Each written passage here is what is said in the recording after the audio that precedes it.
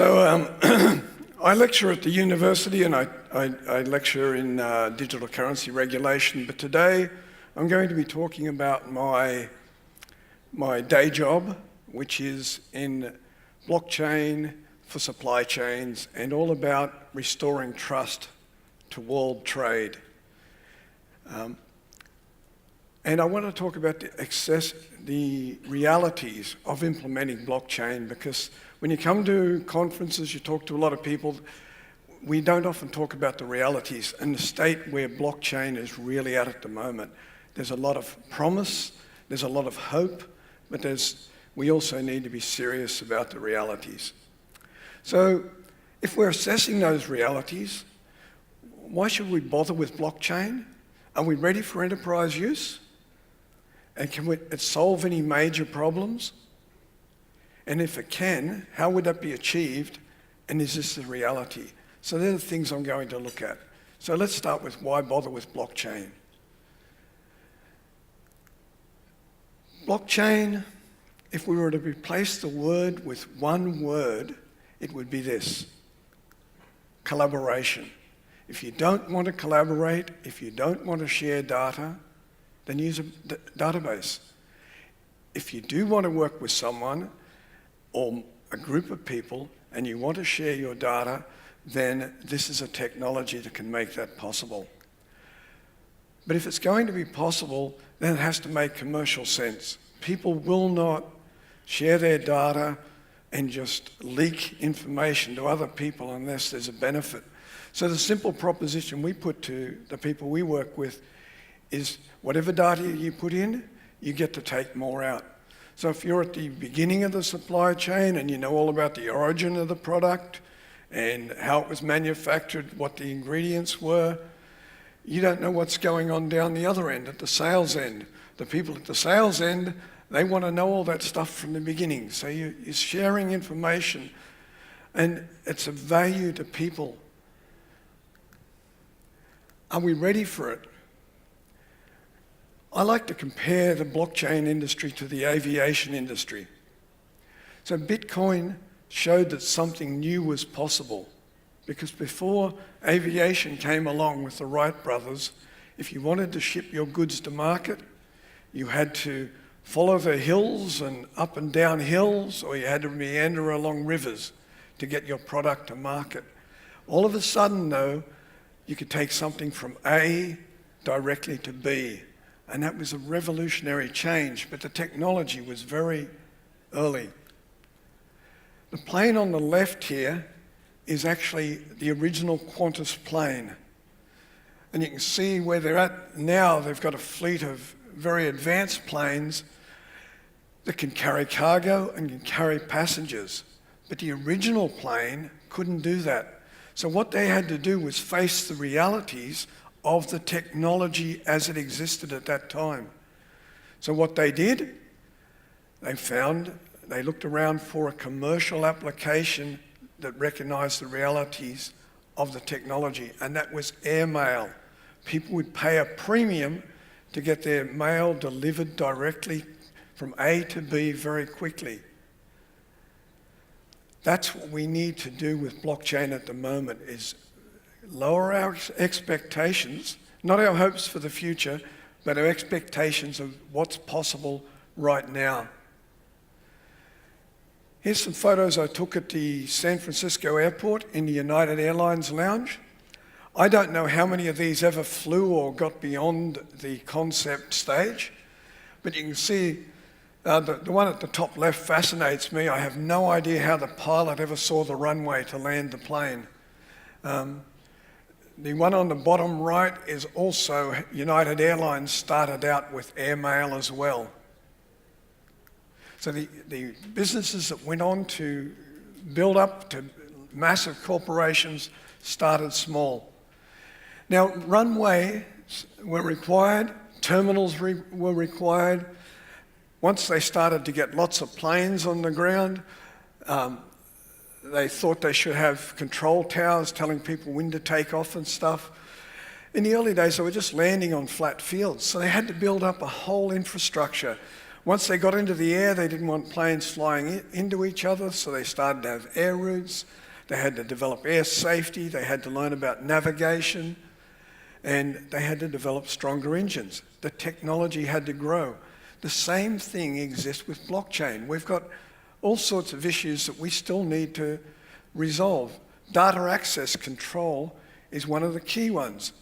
That's like with a database. You can say different rules. This person is in this position, so they get to see that much information. This other person gets a lesser level. For example, in supply chain, not everyone needs to see everything. That's one of the first myths about blockchain, is that everyone will be happy sharing their information. People love transparency of other people's information, but they want confidentiality of their own. So somehow that balance between transparency and confidentiality has to be found. And it comes down to deciding who needs to see information for what purpose. The trucking company may need to know where to pick up a shipment and where to drop it off. Other people don't need to know those addresses. That could be very confidential information. Companies that are using your system don't want their competitors to be able to see the sales figures for obvious reasons. So there's all sorts of things that we still need to build, including favourable legislation. We've got to build strong businesses. There's a lot of work to be done. So this raises the question, what was aviation's killer app? And what do you think blockchain's killer apps will be? Think about that. What's going to really bring this to pass? If you look at the way history usually unfolds, that's probably going to be the killer app, the military, because militaries run on their supply chains. When World War I first started, they didn't have weapons. They used to carry pistols and they'd fly beside each other and take shots. If they wanted to drop a bomb, they leant over the side and dropped it by hand. By the end of the First World War, they were firing machine guns through the propeller blades. The technology moved pretty quickly because there was a need. By the time World War II came along, the Messerschmitts were flying along with turbochargers, which gave them extra performance. You get to the heavy loads the bombers could carry. Now, of course, planes shoot at the enemy over the horizon. They don't even need to see each other. So the military really moved along the aviation industry. You can almost tell the history of aviation through the wars.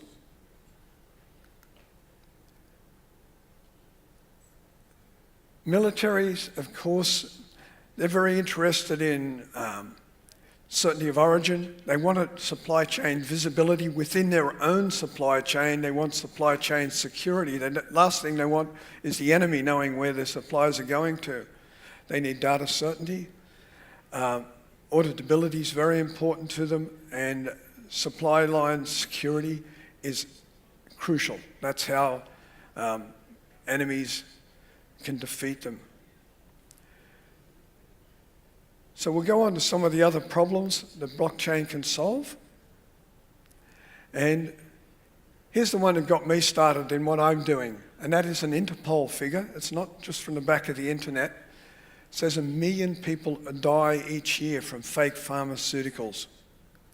And this is a quote from the head of the World Customs Organizations. Even if he was being a little bit overstating the issue, we now have more fake medicine in the world than genuine medicine. That's where that 1 million deaths come from. Here's some other facts. Again, I can't vouch for the statistics, but there's a claim there by a pretty reasonably well-known publication, Time Out, that 80% of the alcohol sold in Shanghai is fake. I'm going to Shanghai in a few days. I certainly won't be drinking while I'm there.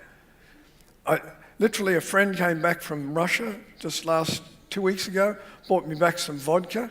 I felt really crook the day after I drank it. I don't know what it had in it. This one, a Mexican governor is now in prison for being involved in a scam where they were selling fake chemotherapy to children, and dozens of children died. The UK government says up to 10% of the food that goes into the UK could be fake. It's not just drugs or electronics, food, auto parts, toys, it goes on, even down to aircraft parts. Some of the stuff you get in food fraud, fruit juice that contains flame retardant, vodka, maybe the vodka I had that made me feel bad was antifreeze. You can see slimming tea with banned prescription drugs in it. It goes on, and that's just a few things. They say over half the world's honey is fake, a large percentage of the world's olive oil is fake. So you go and you pay for it, and you don't get what you paid for. So, as I said, it's all about tracing through the supply chain. This is a very good use of blockchain technology from the producers, from the production line, all the way through to the store shelf. We're also doing a lot of work in palm oil sustainability, because of course palm oil is a huge ingredient in many products. It's also, as much as we consume these products, we're destroying rainforests around the world, and that's having all sorts of biodiversity problems. So there is some sustainable palm oil being grown. We want to work with those growers to prove that what they're producing is safe to consume. Now, how are we going to achieve all this? This gets down to my day job now. The name of the company is TBSx3, and it's an old Irish saying about certainty, and it's to be sure, to be sure, to be sure. And that's what this company is about. It's all about certainty. We talk about 3 layers of protection. The first one being cryptographic certainty. We use the same technology that protects blockchain there, and you can see the difference between the current banking technology and the 40 alphanumeric inputs that blockchain uses. We can have encrypted serialization. We can put codes on the product that goes into the cartons, that goes into the pallet, which goes into the container. And then when it gets to the other end, we can break it all the way down again. We call it the Russian dolls. That's the supply chain that we're working with. Of course, then we can also apply machine learning to all of this and look for anomalies where why would one bottle of wine be available for sale in this area when the rest of the pallet's available for sale somewhere else? We can send that information back, and people can do something with it. The last thing is we use the no double spend feature, and that's important because what a counterfeiter does is if you have a genuine product and you put a unique identifier on it, they can copy the product, the bottle, the label, and even the ID, and make 10,000 copies. But if you use the no double spend feature, then all the copies have no commercial value. So is this a reality? We're working with DP World, AT&T, and DB Schenker, and of course GS1 compliant. For those of you who are not familiar with those companies, DP World has 78 container terminals around the world. Many of them are in the top largest container terminals in the world. DB Schenker is working particularly large in Europe, a German company. And then we've done a validated trial where we took wine from the Coonawarra region in South Australia down to Melbourne through that was with Hamburg, DB Schenker, through a DP World port onto a Hamburg Sud ship up to Qingdao in China. What did we learn from our trial? I think that was the first wine trial in the world, and we did that. What we learnt is we've got to get humans out of the equation. No matter what we said, every time humans were involved, they made mistakes. You can have step 1, step 2, step 3, and somehow it went wrong. Cold chain, there's a whole series of things we've still got to work on there. The batteries are a very big thing with cold chain. Anyway, I know I'm getting low on time, so I better wrap up. We've got a very solid platform. We're particularly focused on the Asian market. We've got our app in English, Chinese, Malaysian Bahasa, soon to be in Spanish as well, and Vietnamese. And we've got a large amount of media coverage, particularly in Asia as well. And that's my presentation. Thank you very much for your time and attention. Mark, thank you. Oops, great talk, Thanks. Great presentation. I think I'll stay a bit in the aviation, where you talked about visibility of data. So key risks is like single site, single source, unique capability suppliers, how you can put the data, how can you make these suppliers visible. Competition is huge, and especially in the defense sector, which actually you cannot even show the data. So blockchain, I don't know, key challenge there, how we're going to work together. That's why we need to mature. There's a lot of things we can't do yet, but there's a lot of smart people working on it. And that's why I want to talk about the realities. We can't overpromise. As an industry, we must go and talk reality to people. Otherwise, we'll deepen the curve on the hype cycle where people get disillusioned. It's a great benefit of using blockchain in this industry, but also because we have second tier, third tier, fourth tier suppliers that it is now really, you don't have visibility. I think the most of the aviation organizations, they're stopping on the second tier, hardly going on the third, but again, they don't see the risk along the supply chain. So, thank you. We're moving off to the audience. Anybody have any questions, Mark? Yes? Down there? Hi, Mark. Thank you very much for the presentation. Just a quick one. You mentioned that the blockchain allows us to avoid the double spend issue. Each ID can be sold only once. Can you please explain that, how we avoid counterfeiting with that? Because simply if they copy the ID, then no, actually the ID can be sold. How do you associate that ID with the physical asset? I love your question, and that's again the reality of blockchain. So when I say that, there's a commercial truth, and that is you can always have one fake. That is why I would never use that feature to say secure a $25,000 diamond, because the one you may, it may be the fake that gets transacted first.